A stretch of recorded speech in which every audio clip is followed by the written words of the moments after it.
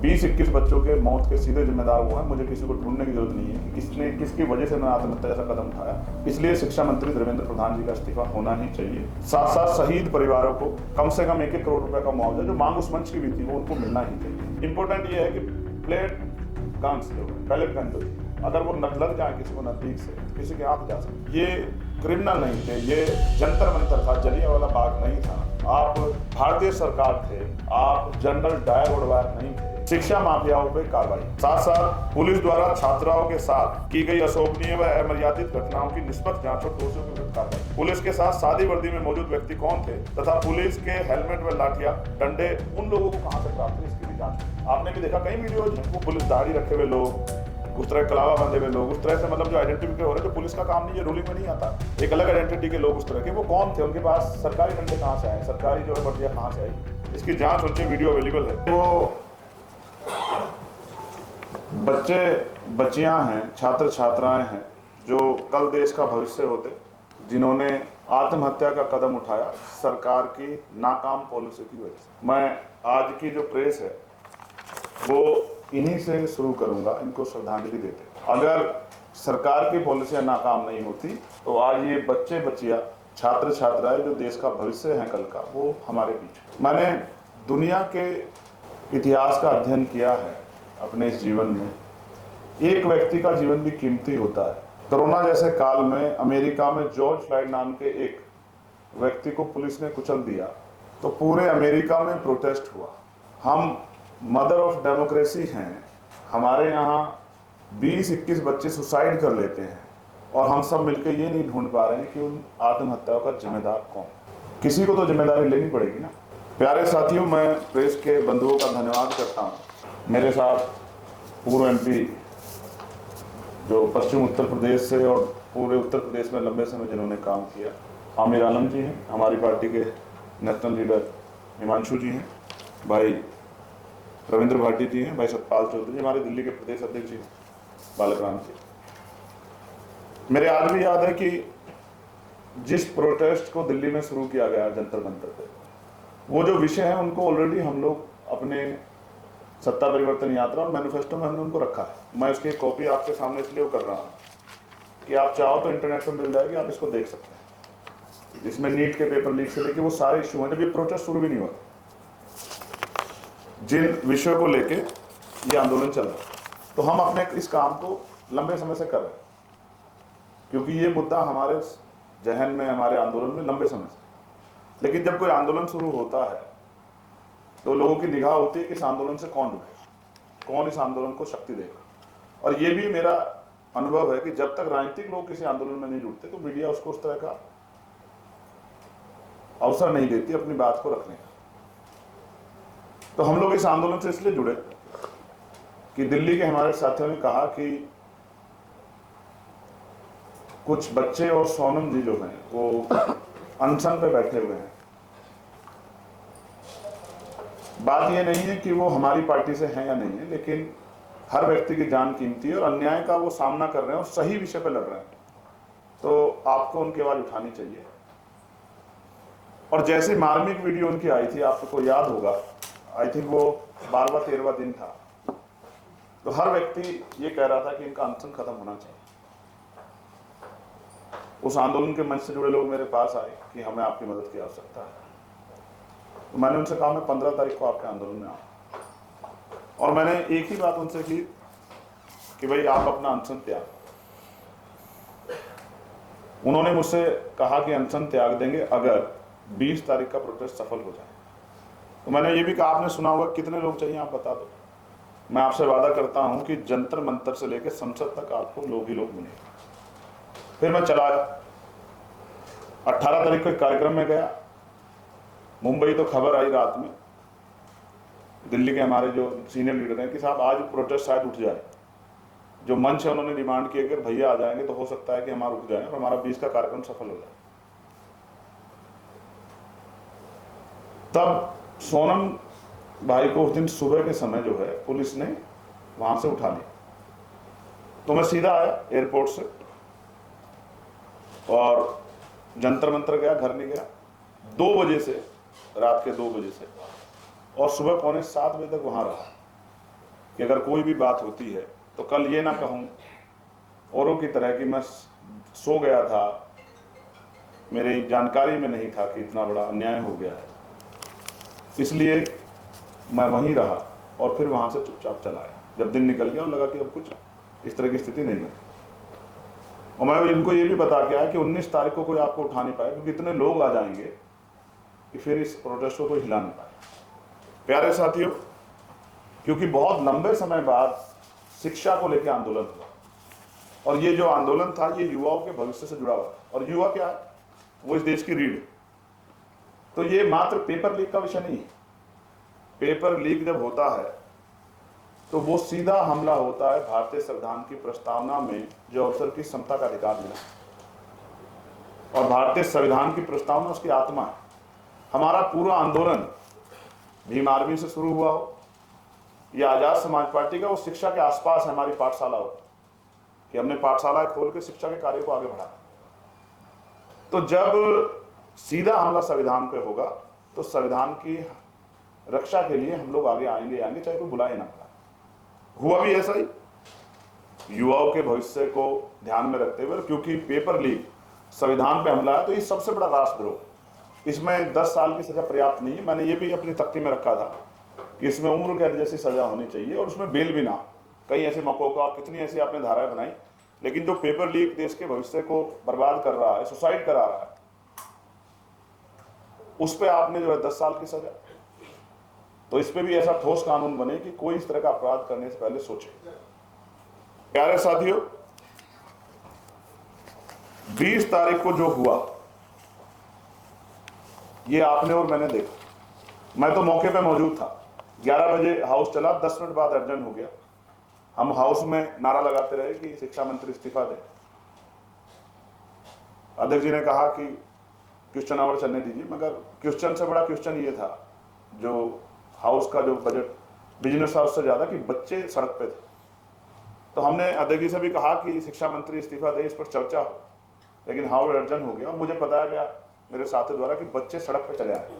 यहाँ मैं ये भी जानकारी आपको दे दूं, आप कंफर्म कर लेना कि मैंने मंच से कहा था कि बहुत बच्चे आएंगे, शायद इतिहास में पहले कभी इस तरह के प्रोटेस्ट ना हुए हैं।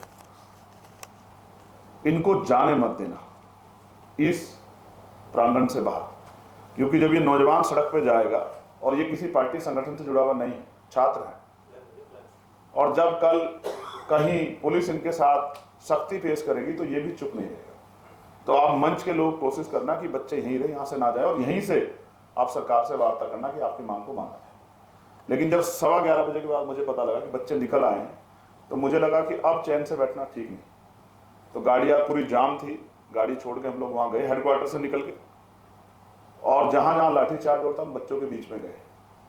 पुलिस और उन बच्चों के बीच में ढाल बन के खड़े हुए। पुलिस से कहा कि ये नौजवानों को, देश के भविष्य को, युवा कुचल के आप विरोध को रोक नहीं सकते, तो लाठी मत चलाओ। और बच्चों से भी मांग की कि वो शांति प्रिय तरीके से बैठे रहें, आगे ना जाए। आप आगे हैं, आपकी उपस्थिति सरकार के लिए चैलेंज है, सरकार उसको सुनेगी। दिल्ली है, देश का दिल है कनाट पैलेस, तमाम पूरी जगह सब मंत्री, राष्ट्रपति जी, उपराष्ट्रपति, प्रधानमंत्री यहाँ रहते हैं, गृह मंत्री यहाँ रहते हैं, शिक्षा मंत्री भी यहाँ रहते हैं, जिनके इस्तीफे के लिए आप आए। तो आप बैठ जाओ, और आपके 2-4 घंटे शांतिपूर्वक बैठने से ही सरकार को जवाब देना पड़ेगा, वार्ता करनी पड़ेगी। और ऐसे हुआ, सरकार ने वार्ता शुरू की। यही वार्ता का सरकार 1 हफ्ते पहले कर लेती तो शायद इस तरह की स्थिति ना बनती जो बनी। रात हो गई, हम लोगों को जैमर लगे हुए थे, फोन ही काम कर रहे थे। लेकिन जब मैं ऑफिस गया अपने, और मैंने वो वीडियो देखी जिसमें बच्चियों को मार रहे, बच्चों को मार रहे, मैंने वहां तो देखा प्रोटेस्ट में कई बच्चों के सर फटे हुए, कहीं पैर पे चोट लगी हुई। मैंने बच्चों को भी सख्त रूप से कहा कि जब आप घर से चलिए तो तय करके चले थे ना कि भाई चोट, लाठी भी लग सकती है। आप तो ये भी कह रहे थे गोली खाएंगे, अधिकार लेंगे, तो अब मत घबराओ, लाठी लग गई तो बैठ जाओ। पहले तय करो कि लाठी की लड़ाई लड़े या जिस अधिकार की रक्षा के लिए आप आए उसकी लड़ाई लड़े। बच्चों ने तो बात मानी, पुलिस के कई अधिकारियों ने गैर जिम्मेदार रवैया दिखाया। उसका परिणाम क्या हुआ कि पूरी दिल्ली पुलिस पर सवाल खड़े, जानबूझ के दौड़ती हुई बच्चियों को, क्या शब्दों में बयां करूं, किस तरह से लाठियां मारी गई। भीड़ जहां जगह नहीं है, 10-100 लोग खड़े हो सकते हैं, वहां 2000 बच्चे खड़े हैं, और आप उन पर जबरन डंडा चला रहे हैं, भगदड़ मच जाए, कितने बच्चों की जान जाएगी, क्या रवैया है, किसके कहे पे हुआ, क्यों हुआ? क्या ये बाहर के लोग थे? क्या ये भारतीय युवा नहीं थे, भारतीय नागरिक नहीं थे? क्या टैक्स नहीं देते हैं? तो इसलिए उस दर्द ने मुझे मजबूर किया कि अब क्या, रात में सोया जाए, लड़ा जाए। तो मुझे लगा कि लड़ा जाए, तो लड़ा जाए तो कहां? वहीं जहां देश का संविधान लिखा गया है, वहीं जहां देश की सर्वोच्च शक्ति है, वहीं जहां कानून बनते हैं, वहीं जिसके लिए बच्चे डिमांड कर रहे हैं कि हमें जाना है संसद, तो वो तो नहीं आ सकते, लेकिन मैं तो चुना हुआ सांसद हूं, मैं जा सकता हूं। मैं रात में 11 बजे गया, बारिश हो रही थी, कोई व्यवस्था नहीं थी, दिमाग में कुछ चल नहीं रहा था, बच्चों का के साथ हुआ अन्याय दिख रहा था। तो मैं जाके, डॉक्टर बाबा साहब अम्बेडकर की स्टैचू है, मैं मानता हूं कि मेरे लिए वो और वो संविधान सर्वशक्तिमान है, तो मैं वहां बैठ गया। कुछ ही देर में बाद स्पीकर सर से गई और मेरे पास आग्रह आया कि आप सुबह बैठ जाना। तो मैंने कहा नहीं, ये मेरे लिए कोई राजनीतिक विषय नहीं है, मैं जवाब बोल नहीं पा रहा हूं, लेकिन मेरा अंतर्मन रो रहा है। जिस तरह की हिंसा हुई है वो होनी नहीं चाहिए, वो भी अपने ही देश के युवा बच्चों के साथ, बच्चियों के साथ, महिलाओं के साथ। कितनी ऐसी वीडियो देखोगे,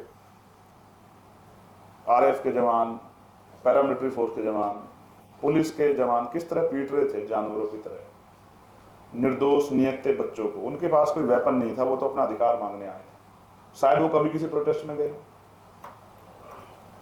मैं बैठ गया और रात भर बैठा रहा, बारिश होती रही, सुबह हुई। मैं बैठा भी इसलिए था कि बाहर बैठूंगा तो उठ के जाऊंगा, लोग कहेंगे प्रोटेस्ट छोड़ के जा रहा हूं, लेकिन अगर यहां बैठा हूं तो लोकसभा का सत्र जब चलेगा तो अपनी बात को कहने वहां भी चला जाऊंगा। वो मेरे लिए आसान, 2 गैलरी पार करनी पड़ती है और वो संसद का अपना जो है प्रांगण आ जाता है जहां लोकसभा है। तो जब लोकसभा चलेगी तो वहां जाऊंगा अपनी बात कहने के लिए, जब नहीं चलेगी तो आके धरने बैठ जाता हूं। मैं पढ़ा लिखा व्यक्ति हूं, एक एक चीज की अहमियत समझता हूं। मैं जाके जंतर मंतर में बैठ सकता था, लेकिन मैं जंतर मंतर से गाड़ी लेकर इधर को जाता, उसकी तरफ मेरे पीछे बहुत सारे लोग भागते, तो व्यवस्था होती, तो मैंने वो छोड़ दिया। मुझे लगा कि मैं दूसरे का इंतजार क्यों करूं, मैं भी तो एक युवा हूं, मेरी भी तो जिम्मेदारी, मैंने भी तो तनख्वाह लेता हूं, मैंने भी तो शपथ ली संविधान की, तो मैं क्यों ना करूं इस काम को। भाई ये तो चाहती ना हर बार शहीद आजम भगत सिंह और चंद्रशेखर जी पैदा हो, लेकिन हो पड़ोसी के यहाँ, क्योंकि उनको शहादत देनी है। तो दूसरों से क्यों उम्मीद करें? उन युवाओं ने तो पढ़ाई लिखाई करने का काम है, हम राजनीति कर रहे हैं, हमारी जिम्मेदारी बैठती है। हम तो ये जो है इस बात की जिम्मेदारी लेके हमने पार्टियां दल बनाए, तो हम इस काम को करेंगे। तो मैं बैठ गया, एक रात गुजरी, एक दिन गुजरा, फिर एक और रात गुजरी, फिर एक और दिन आया। बहुत सारे सांसद भी मिलने आए, बाहर को भी देख रहा था क्या हो रहा है। सरकार के मंत्री भी आए मुझे मनाने के लिए, मगर मैंने उनसे कहा कि मुझे मनाने की बजाय धर्मेंद्र प्रधान जी को मनाइए कि वो इस्तीफा दे दें, क्योंकि वार्ता तभी शुरू होगी जब इस्तीफा हो जाएगा। ये पहली बार है कि मैं इतना पीसफुल प्रोटेस्ट कर रहा था अकेले बैठ के। ये भी ऐतिहासिक है, आप सब लोग जानते हैं। आपने कभी मुझे ऐसे देखा नहीं होगा कि मैं अकेला बैठ के आंदोलन कर रहा हूं। लेकिन सवाल यह है कि आज की प्रेस कॉन्फ्रेंस क्यों, आंदोलन से आके यहां क्यों? जब आंदोलन हो रहा था तो यहां क्यों बैठे? तो उसका कारण है कि कल जो हुआ शायद वो बहुत सारे लोगों ने ना देखा, मगर मैंने देखा। और मैं आपको बताना चाहता हूं कि कल जो हुआ है वो किसी भी देश की लोकतांत्रिक व्यवस्था में अच्छा नहीं। जब आपके साथ अन्याय होता है तो आप कहां जाते हैं? पुलिस के पास, एडमिनिस्ट्रेशन के पास। और जब अन्याय करने वाली सरकार हो तो जो नहीं सुन रहा सरकार का व्यक्ति, उससे बड़े व्यक्ति की तरफ हम लोग मांग पत्र देते हैं, आंदोलन करते हैं। और जब सरकारी दमन करने लग जाए तो आप कहां जाते हैं? सरकार दमन पत्र आए कोर्ट में। और जब राज्य के कोर्ट ना सुने, हाई कोर्ट ना सुने, तो हम कहां जाते हैं? Supreme court. और जब सुप्रीम कोर्ट में बैठे चीफ जस्टिस ये कह दें कि हम पे अन्याय देखने का समय नहीं है, तो फिर क्या किया जाए? जब हम पे अन्याय होता है तो हम कहते हैं कि I will see you in court. और जब कोर्ट जो है, जैसे मेरे साथ कई बार उलझन होती तो मैं कहता हूं कि मैं आपको पार्लियामेंट में देख लूंगा, मेरा प्रिविलेज है, मैं जाके जो है दूंगा, मैंने दिया भी है किसी के खिलाफ, अधिकारियों के खिलाफ। लेकिन जब न्यायपालिका के सर्वोच्च पद पे बैठे सबसे रिस्पॉन्सिबल व्यक्ति ये कहते हैं कि हम पे समय नहीं है, तो फिर नाउम्मीद हो जाते हैं लोग। मैं भी ऐसा ही हुआ, कल निराशा हुई ये सुन के कि हम पे समय नहीं है वीडियो देखने, हम कहाँ जाएं? वो बच्चियां कहाँ जाए, वो बच्चे कहाँ जाए, उस अन्याय के खिलाफ कहाँ जाके लड़े? अमेरिका की कोर्ट में, या नेपाल बांग्लादेश की कोर्ट, कहाँ जाए, या रूस? तो मुझे लगा कि अब समय आ गया है, अब जो चुप रहेगा उसको जनता माफ नहीं करेगी। अब समय आ गया है लड़ने का, और इस तरह से लड़ने का कि देश का हर एक व्यक्ति, जहां इंटरनेट नहीं है, वो भी जान जाए, वो भी जाग जाए, वो भी समझ जाए कि हम निर्णायक समय में हैं। आज जो चुप रहेगा वो भी मरेगा, और जो बोलेगा वो तो किस हालत में आप देख रहे हैं। तो प्यारे साथियों, हम भारतीय हैं, हम निराशा में भी आशा ढूंढते हैं, हम निराश नहीं होते। जब हमें कोई बहुत मुसीबत आती है तो हम क्या कहते हैं कि अच्छा हुआ इतनी इसमें टल गई, क्या पता इससे बड़ा हो जाता। अक्सर दुर्घटना हो जाती है, पैर टूट गया, हाथ तो सर टूट, क्या कहते हैं कि अच्छा वो इसी पे चली गई भाई, क्या पता जान ही चली जाती, और अपने अपने ईश्वर का शुक्रिया अदा करते हैं, धन्यवाद करते हैं। तो हम आशावादी लोग हैं। अब हमने तय किया कि आंदोलन घर घर जाना चाहिए। हम उन बच्चों से ही सारी उम्मीद ना लगाएं, कुछ हमारी जिम्मेदारी भी है, हम अपनी जिम्मेदारी उठाने के लिए तैयार रहें। और आप जानते हैं, मैं जब बैठा था रात में, तो जो लोग नहीं थे 20 में, अगले दिन वो भी सड़कों पे थे। इस बात को गंभीरता से आप समझ सकते हैं कि वो 20 में सड़कों पे क्यों नहीं थे, या 19 में क्यों नहीं थे, और वो 21 में क्यों थे। आप इस बात को अच्छी तरह समझ सकते हैं। तो मैं ये कह रहा हूं कि अब समय आ गया है कि हम एक निर्णायक जन आंदोलन शुरू करें, और वो इसलिए क्योंकि जन आंदोलन ही एक रास्ता बचा है। सरकार जब नहीं सुनती तो संविधान के दायरे में एक जन आंदोलन होना चाहिए, और वो हिंसक ना हो, क्योंकि हम जिन विचारों को हम लोग फॉलो करते हैं, इस संविधान से हम लोग संचालित होते हैं। वो संविधान कहता है कि आंदोलन करो, लेकिन हिंसा नहीं होनी चाहिए। तो हिंसा से मेरी असहमति, वो कोई भी करे, चाहे वो पुलिस करे, या सरकार करे, या कोई आम आदमी करे। मैं हिंसा का न समर्थक हूँ, न कभी भविष्य में हो सकता हूँ, क्योंकि मैं तो जानता हूँ, मैं बार बार कहता हूँ, अगर हम हिंसा के रास्ते पर जाएंगे तो हमें गोली मारना आसान हो जाएगा। ये कह के इस देश में जितने प्रोटेस्ट हुए हैं, आप किसान आंदोलन देखो तो उन पर किस तरह के सवाल खड़े किए गए, लाठियां भी बजी, आपने खूब देखा, कीलें भी लगाई गई, बड़ी बड़ी कीलें, रास्ते बंद किए गए। जब महिला पहलवान लड़ने आई थी तो क्या क्या कहा गया।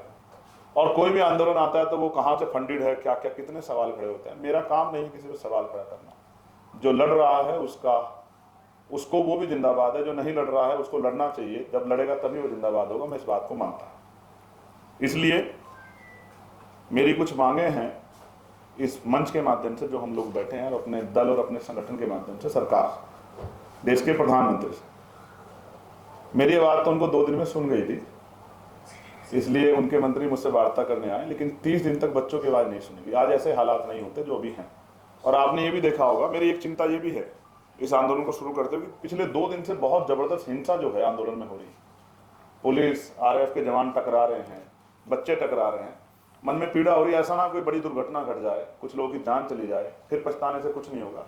इसलिए जिम्मेदारी उठाई है। पहली, शिक्षा मंत्री धर्मेंद्र प्रधान जी का इस्तीफा होना ही चाहिए, क्योंकि इन 20-21 बच्चों के मौत के सीधे जिम्मेदार वो हैं। मुझे किसी को ढूंढने की जरूरत नहीं है कि किसकी वजह से मैंने आत्महत्या जैसा कदम उठाया। इसलिए शिक्षा मंत्री धर्मेंद्र प्रधान जी का इस्तीफा होना ही चाहिए। साथ साथ शहीद परिवारों को कम से कम 1-1 करोड़ रुपए का मुआवजा, जो मांग उस मंच की भी थी, वो उनको मिलना ही चाहिए। उसके बाद आज भी हाउस चला, 2 बजे तक एडजर्न हो गया। संसद में पेपर लीक और पुलिस द्वारा जो अन्य अत्याचार किया गया है, जो हिंसा की गई है, उस पर विस्तृत चर्चा होनी चाहिए बिना टाइम के, जो हर व्यक्ति अपनी बात को रख सके। क्योंकि हम लोगों को कम समय मिलता है तो हम पूरी बात नहीं रख पाते, वरना तो जो हमने अपनी आंखों से देखा, एक तो होता है दूर से देखना, जो मौके मौजूद था उसको तो पता है कि क्या क्या हुआ है, किस तरह से आंदोलन को उकसा के और लाठीचार्ज किया गया, और किस तरह से असामाजिक तत्वों ने बढ़ के जो है उस आंदोलन को डिस्टर्ब किया, कमजोर किया। और लगातार वहाँ इस तरह के असामाजिक तत्व लगातार आ रहे थे, उनको रोकने की पुलिस ने क्या व्यवस्था की, क्या उनको डिटेन किया, ऐसा भी मुझे कहीं दिखाई नहीं देता।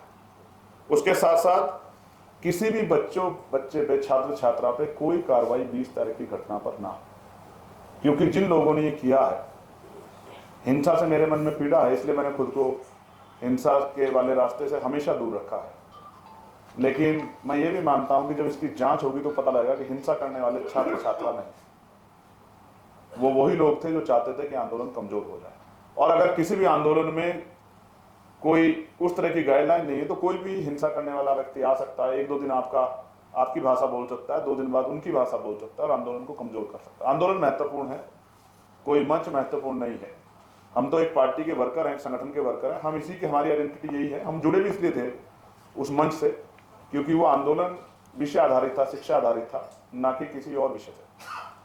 उसके बाद शिक्षा माफियाओं पर कार्रवाई, साथ साथ पुलिस द्वारा छात्राओं के साथ की गई अशोभनीय व अमर्यादित घटनाओं की निष्पक्ष जांच और दोषियों के विरुद्ध कार्रवाई। पुलिस के साथ सादी वर्दी में मौजूद व्यक्ति कौन थे तथा पुलिस के हेलमेट व लाठियां डंडे उन लोगों को कहां से प्राप्त हुए, इसकी भी जांच होनी चाहिए। आपने भी देखा कई वीडियोज हैं, वो पुलिस दाढ़ी रखे हुए लोग, उस तरह कलावा बांधे हुए लोग, उस तरह से मतलब जो आइडेंटिफिकेट हो रहे हैं, जो पुलिस का काम नहीं, ये रूलिंग में नहीं आता है।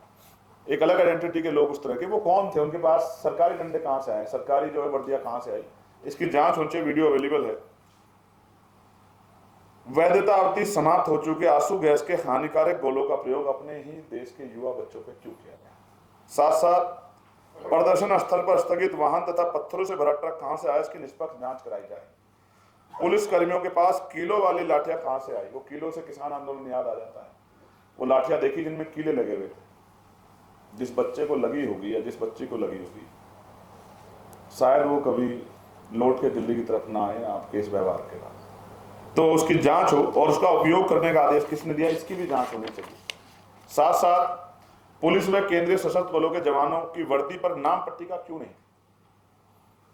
इसकी भी जांच हो रही है, उत्तरदायित्व। और भविष्य में कभी भी कोई प्रोटेस्ट हो तो सरकार सुनिश्चित करे कि जो जवान ड्यूटी लगे वो वर्दी में ही हो, जो है संतोष है, विश्वास ना पैदा, और उसकी नेम पट्टी का हो, जिससे पता लग जाए कि कौन अच्छा काम कर रहा है और किसने जो है अपने ऊपर कोई काबू नहीं रख पाया, उसने बच्चों का हरसमेंट किया, ये भी सामने आना चाहिए।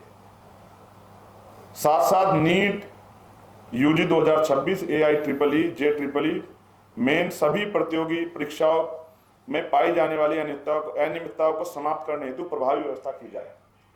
सभी सरकारी भर्ती प्रवेश परीक्षा में अभ्यर्थियों से कोई परीक्षा शुल्क ना लिया जाए, क्योंकि वो तो बेरोजगार हैं, अभी तो आप ही से उम्मीद करते हैं कि आप उनको कोई भत्ता दोगे, लेकिन आप उनसे हर बार पेपर में शुल्क लेते हो, वो टैक्स भी देते हैं, आपको शुल्क लेते, तो परीक्षा शुल्क बंद हो।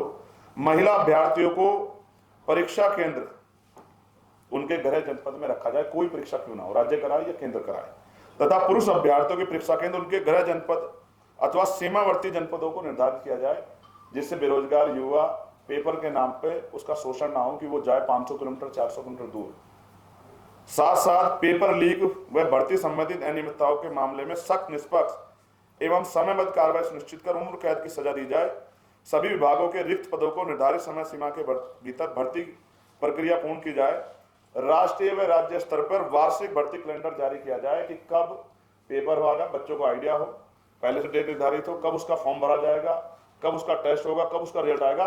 ये रोस्टर हमारे यहाँ है ही नहीं, राष्ट्रीय और राज्य स्तर पर रोस्टर बने, जिससे कि बच्चे अपनी तैयारी पूरी तरह कर पाए। कई बच्चे काम भी करते हैं, लेकिन जब परीक्षा आती है तो छोड़ देते हैं। अब ये पेपर लीक होता है तो उनके मन पे क्या बीतती है, फिर दोबारा से काम, घर भी चलाना है, आर्थिक स्थिति बहुत अच्छी नहीं। GDP जो कहती है वो अमीरों की बात, लेकिन आम आदमी की जिंदगी अच्छी नहीं, वरना 80 करोड़ लोग सस्ता राशन नहीं ले रहे उत्तर प्रदेश के अंदर। साथ साथ भर्ती प्रक्रियाओं में पूर्ण पारदर्शिता, निष्पक्षता एवं जवाबदेही सुनिश्चित की जाए। प्रतियोगी परीक्षाओं में लागू नॉर्मलाइजेशन को प्रणाली को समाप्त किया जाए। जिन परीक्षाओं में स्कोर बोर्ड जारी किए बिना परिणाम घोषित किए गए, उनके परिणाम के साथ प्रत्येक अभ्यर्थी का स्कोर बोर्ड अनिवार्य रूप से किया जाए।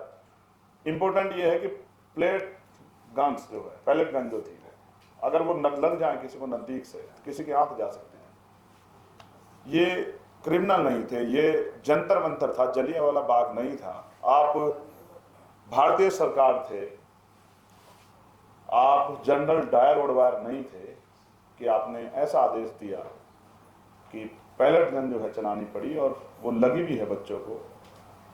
इतने निर्दयी होना किसी भी सरकार के लिए खतरनाक है और देश के लिए भी खतरनाक है। पुलिस स्टेट नहीं, जो मैंने बता दिया आपको, भविष्य में किसी प्रोटेस्ट में जो जवान हो। साथ साथ न्यायपालिका से मेरा आग्रह है, माननीय न्यायपालिका और सरकार से, कि वो युवाओं को कीड़े मकोड़ा समझना बंद करें। ये युवा हैं, देश की रीढ़ हैं, इनको अगर आप कीड़े मकोड़े समझोगे तो इनके मन में अविश्वास, निराशा पैदा होगी। ये देश किसी भी देश के लिए अच्छा नहीं। और मैं समझता हूं कि देश के लिए कुछ करने का मौका बहुत कम मिलता है, और मैं और मेरे साथी जो हैं, हम युवाओं के लिए, जो 50% ज़्यादा आबादी, कुछ करने के लिए इस बार संघर्ष करेंगे, जो फैसला हम आज ले रहे हैं। क्योंकि अगर आज नहीं लड़े तो मैंने पहले भी कहा कि उन अपने आने वाली पीढ़ियों से और वर्तमान के अपने छोटे भाइयों बहनों से कैसे आंख मिला पाएंगे। इसलिए आंदोलन को मजबूत करेंगे। बस मेरी युवाओं से अपील है जो कहीं भी प्रोटेस्ट कर रहे हैं कि वो हिंसा से दूर रहें, किसी के उत्साह में ना आए, शांतिपूर्ण आंदोलन करें। और आज ही हम कोशिश करेंगे, जो मेरे साथी हैं पार्लियामेंट में, उनसे वार्ता करके हम देश के गृह मंत्री से मिलें। क्या उनको इस इतनी बड़ी घटना की जानकारी नहीं है?